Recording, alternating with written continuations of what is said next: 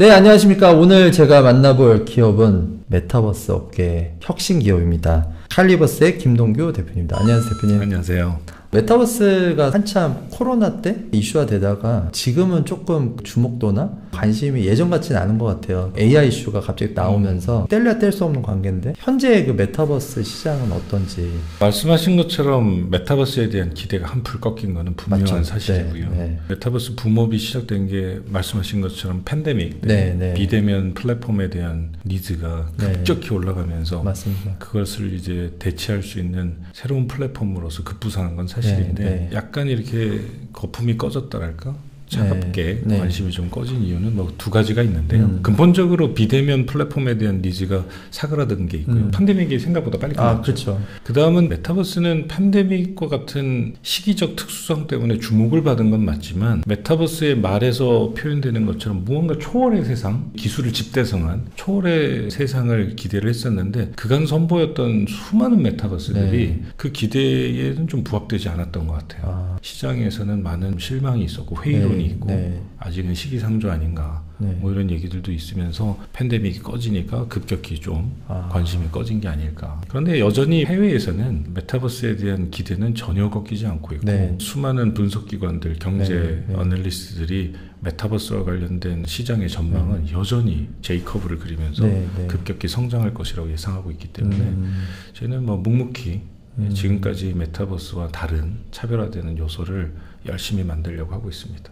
메타버스라는 영역에서 비즈니스 시작하신 게 언제부터세요? 다양한 기술적 근간은 설립 당시 때부터 시작은 됐는데요. 주로 VR과 AR 그리고 각종 그래픽스와 실사의 합성 이런 연구 개발은 계속 있어 왔었는데 아마 결정적인 계기는 롯데그룹과 저희들이 M&A를 해서 롯데 이노베이트의 자회사가 되면서 메타버스 프로젝트가 시작되면서 이제 본격화된 것이고요. 그게 2021년도 여름쯤 됩니다. 당초에는 저희들은 이 메타버스의 베이스를 VR을 쓰려고 했었어요. 가상의 공간에서 쇼핑을 하든 뭐 전시를 보든 교육 콘텐츠를 즐기든 심지어 엔터테인먼트를 보든 VR 디바이스가 제공하는 경이로운 차별화된 경험이 곧 메타라고 생각을 했거든요. 저희가 CES에 첫 선을 보였을 때도 VR로 출발을 했었고 그 이듬해인 두 번째 CES에도 뭐 메인은 VR이었죠. 굉장히 그 당시에 이제 좋은 평가를 받았던 이유가 VR을 단순한 게이밍이나 엔터테인먼트 소도구뿐만 아니라 실질적인 쇼핑이랑 교육 시뮬레이션까지 엮어서 굉장히 완성도 높게 표현됐다라는 측면에서 평가가 상당히 좋았었는데 저희들이 이제 기대했던 VR 디바이스의 확산이 생각보다 좀 더디더라고요. 저희는 VR 디바이스까지 스스로 만드는 업체는 아니기 때문에 디바이스 하드웨어에 의존적인 구조가 될 수밖에 없는데 생각보다 디바이스의 확산과 보급 그리고 고도화가 조금은 느려서 마냥 그 디바이스에 기다릴 수는 없으니 VR도 되는 형태로 PC를 메인으로 이제 전환하게 됐죠.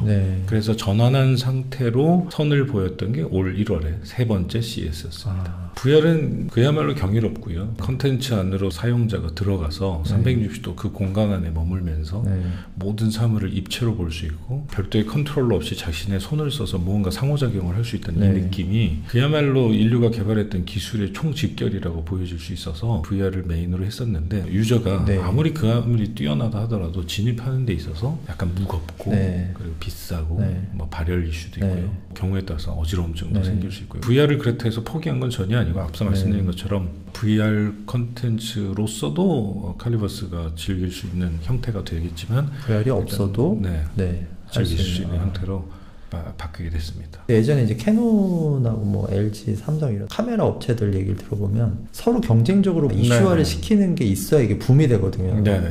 그래서 이 칼리버스가 딱 나왔는데 그런 회사들이 더 좀 나오면 좋겠다는 생각이 들더라고요. 부표 효과라고 할 수 있겠는데요. 지금은 잔잔한 바다의 형태고 칼리버스는 지금 시장 기반 안에서 최상위 평가를 받으면서 고요히 떠 있다가 다시 한번 하드웨어의 혁신 그리고 최근 AI를 활용한 다양한 시도들이 급격히 지금 증폭되고 있는데 이러한 거대한 웨이브가 왔을 때 칼리버스의 부표는 그대로 그 최상위 파도에 떠 있을 거기 때문에 대기하고 있는 거네요. 그렇죠. 미래를 내다보고 있는 이 같은 대규모 그리고 또 롱텀으로 장기적인 투자를 하는 부분은 작은 벤처가 감당하기에는 어려운 부분이 있어서 저희가 롯데와 이렇게 한 가족이 된 것도 있고요. 롯데랑 M&A를 결정하게 된 이유 중에 하나가 이제 잠실의 롯데타워가 바로 그것이거든요. 랜드마크성 거대한 빌딩이 자금을 회수하기 위해서는 하루 이틀 안에 되지 않고 굉장히 오랜 시간이 걸리겠죠. 대기업으로서 이렇게 먼 미래를 내다보고 투자를 한다는 그 점에 굉장히 매료가 됐었고 현재까지는 제 판단이 옳았다는 생각이 드는 게 굉장히 좀 근원적인 차별화, 혁신, 그걸 통해서 시장 사용자들에게 기여를 하는 무언가는 대기업이 투자를 해야 된다라는 철학이 있으시고, 단순히 이제 트렌드에 편입해가지고 잠깐 이렇게 선보이는 용도로 만드는 게 아니라 굉장히 심도 깊게 또 긴 시각을 가지고 투자할 마음이 있으신 것 같아서 지금 저희들은 벤처에서 벗어나서 대기업의 일원이 돼서 만드는 거에 있어서 굉장히 좀 행복한 상황입니다. 가상의 세상을 아무리 예쁘고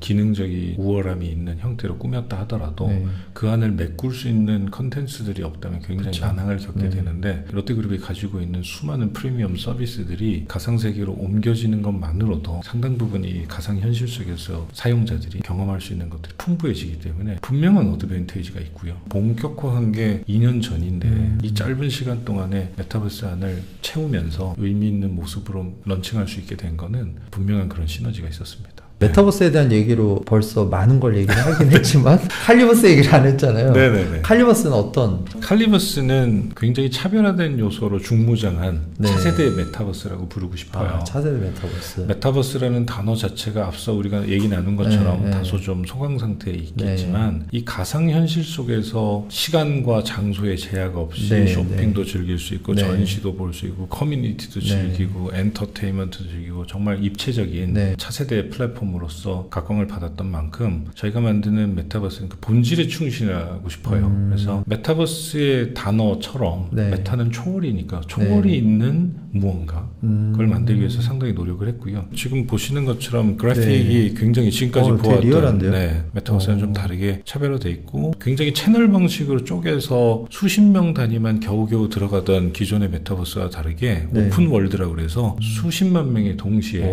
들어갈 수 있는 형태로 만들었고요. 이런 하이 퀄리티 비주얼을 유지하면서 절대 다수가 접속할 수 있도록 만드는 작업이 상당히 난이도가 있었는데 연구개발 끝에 이제 돌파를 하게 된 것이고요. 또 하나의 특징은 이 메타버스 안에서 겪게 되는 다양한 서비스들이 실사가 융합될 수 있다는 점입니다. 그래서 쇼핑을 즐길 때의 점원이라든지 팬들이 좋아하는 스타의 모습을 실제 살아있는 모습으로 아티스트의 모습이 굉장히 정교한 이제 그래픽 세상 안에 융합돼서 즐길 수 있기 때문에 굉장히 본질에 가까운 지금까지 없었던 초월에 충실한 그런 메타버스를 할 수 있겠고요. 가장 저희들이 이제 공들이는 부분은 지금 보시는 것처럼 UGC입니다. 대부분의 메타버스들이 아이들도 쉽게 만들게 하기 위해서 블럭을 쓴다든지 단순화되어 있는 크리에이션 툴로 인해서 전체적인 접근성은 좋아졌지만 아웃풋이 굉장히 로우 퀄리티가 되는 단점이 있었는데, 누구나 쉽게 만들 수는 있지만 그 결과물이 굉장히 뛰어난 그래픽 퀄리티를 지닐 수 있도록 만든 것이 이제 특이점이라고 할 수 있겠습니다.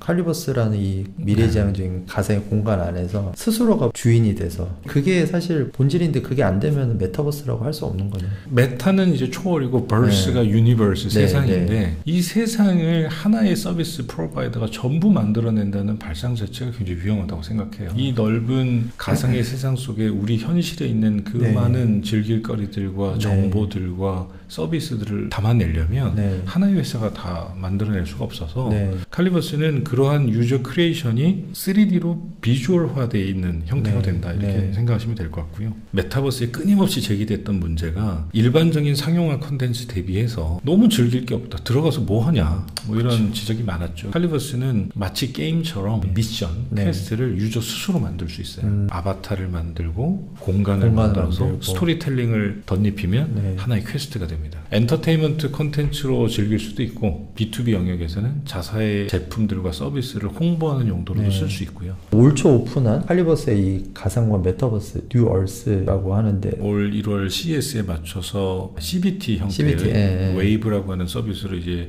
일반 사용자들에게 조금 열었었고요. 올 여름에 이제 완전히 퍼블릭으로 한 달 전이죠. 오픈을 했는데 저희 입장에서는 이제 시작하는 단계이긴 한데 뉴얼스 외에 수많은 다른 플래닛들이 오픈되어야 사실은 유니버스, 칼리버스가 되는 건데 지금은 이제 첫 번째 행성 모든 이야기의 중심이 되는 뉴얼스만 오픈된 상태고요. 아마 11월 초에는 이제 그 주변 행성들이 순차적으로 이제 열리기 시작합니다. 행성의 이름이 그럼 다 다른가요? 다 다르죠. 뉴얼스를 제외한 플래닛은 EDM, 일렉트로닉 뮤직만 마음껏 즐길 수 있는 저희 파트너사의 이름을 따서 투몰랜드 플래닛이 오픈하게 됩니다. 영화 레디 플레이어 1에서 많은 영감을 받았는데요. 수많은 별들이 있고 그 사이를 막 오고 가잖아요. 저희도 그런 구조인데 이를테면 이런 겁니다. 뭐 쇼핑을 하면서 얻었던 마일리지를 엔터테인먼트 별에 가서는 공연을 보는 데 쓰고요. 공연을 열심히 봤던 유저들, 팬들은 거기서 얻은 포인트를 가지고 또 쇼핑하는 데 쓰기도 하고요.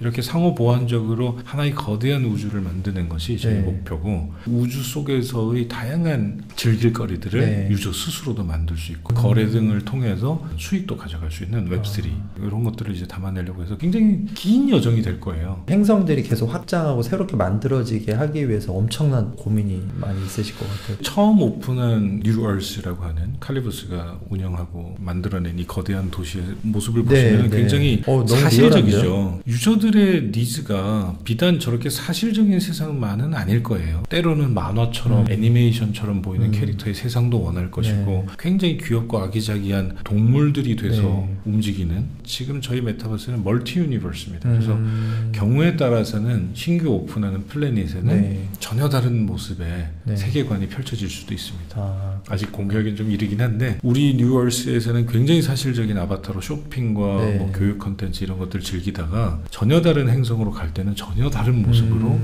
어떤 새로운 어떤 경험을 하실 수 있는 그런 것도 이제 열려갈 겁니다. 국내 유저들 반응하고 해외분들 반응 아니면 해외 쪽에 이쪽 업계에 있는 분들 반응이 좀 궁금하거든요. CES라고 하는 국제적인 기술 박람회를 제외하고는 본격적인 마케팅 활동은 아직 안 하고 있어요. 그럼에도 불구하고 일단 첫 달 동안에도 이제 수만 명의 회원가입이 있었고요. 기술적으로 완성도도 올려야 되고 수많은 플래닛들이 순차적으로 오픈된 상태가 비로소 칼리버스이기 때문에 어느 정도 모습을 갖추고 나서 적극적인 홍보 활동을 하려고 하고 있기 때문에 지금은 뭐 그렇게 괄목할 만한 숫자는 아닌 뭐 수만 명에 지나지 않지만 투몰랜드 플래닛이 오픈되면서 서방 지역의 다양한 유저들이 유입될 것으로 기대하고 있고요. 3D 공간 안에서 3D 아바타로 즐기는 가상현실에서 게임을 빼놓을 수가 없어서 본격화되어 있는 게임 플래닛이 오픈되면서 급격히 유저는 늘어날 것이라고 생각하고요.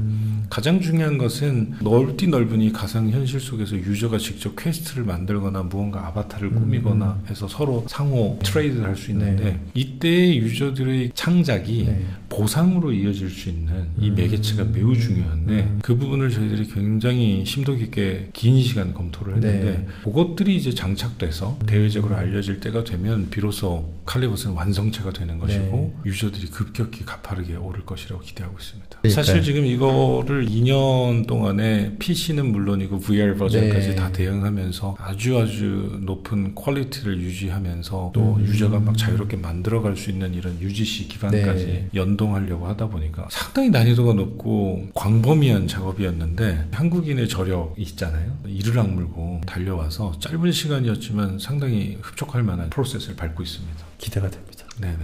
지치지 말아요. 대표님 지금 이제 보여주시는 페이지가 칼리버스의 코어라고 돼 있거든요. 어떤 내용인지 한번 말씀해 주십시오. 메타버스의 초월이 매우 중요하다고 말씀드렸는데 그 초월의 요소가 무엇일지를 좀 핵심적인 거를 담아봤는데 이게 이제 저희의 차별화 요소이기도 하고 이것이 곧 저희가 생각하는 메타라고 생각하는데 굉장히 그 리얼한 비주얼을 갖추고 있고 실사를 융합할 수 있다. 뭐 요거 말씀드렸고요. 그리고 유저들이 웹3 플랫폼으로서 다양한 콘텐츠를 직접 만들어서 재생산하고 서로 거래할 수 있고 또 중요한 게 서큘레이션 이 순환인데요. 가상의 현실이랑 오프라인이 완전히 분리되어 있지 않고 서로 보완하고 연결되는 구조를 만들고 싶어요. 예를 들면 가상세계에서 쇼핑을 했을 때 실제 제품은 집으로 배송되고 이 디지털 트윈이라고 하는 그래픽으로 만들어진 이 무언가는 자신의 분신이 되는 아바타가 착용하거나 자신의 가상의 공간 집을 꾸미는 요소로 작용하고 또 반대로 오프라인 현재 세계에서 쇼핑을 했을 때 가상의 세계에서 쓸 수 있는 디지털 트윈을 역시 부여하는 겁니다. 어떤 쇼핑이라는 행위, 뭐 어떤 앙케이트에 응하거나 전시를 보거나 이런 다양한 사회적 행동이 가상현실에도 똑같이 이어질 수 있도록 순환시키는 거죠. 이것을 통해서 가상세계와 현실 세계가 분리되지 않고 연결되게 함으로써 시너지가 난다고 저희들은 보고 있고요. 이 부분에 대해서 지금 굉장히 공을 들여서 만들고 있습니다. 그 다음에 이제 멀티 유니버스는 아까 잠깐 설명드렸는데 가상현실이라는 이 세계를 어떤 목적성을 가지고 무조건 리얼해야 된다. 아니요. 가상현실은 판타지가 있어야지. 단일화되어 있는 세계관으로 잡는 게 아니라 플래닛들마다 컨셉을 지닐 수 있도록 저희들이 지원할 예정이고 만들고 있습니다. 저희들이 이제 바라보는 세상은 그 플래닛을 어떤 기업이든 서비스 업체든 브랜드든 스스로 만들 수 있도록 툴을 제공하는 거예요. B2B 방식의 외주 방식으로 저희들이 무조건 만드는 시대는 종식을 하고 더 이상적이네요. 인스타그램에 어카운트를 만들고 유튜브에 계정을 만들 때 그 계정 만든다고 해서 비용을 플랫폼에 지불하지 않잖아요. 그 안을 스스로 꾸며나갈 수 있도록 그렇게 저희들도 만들어가는 게 이상적인 모습이라고 생각하고요.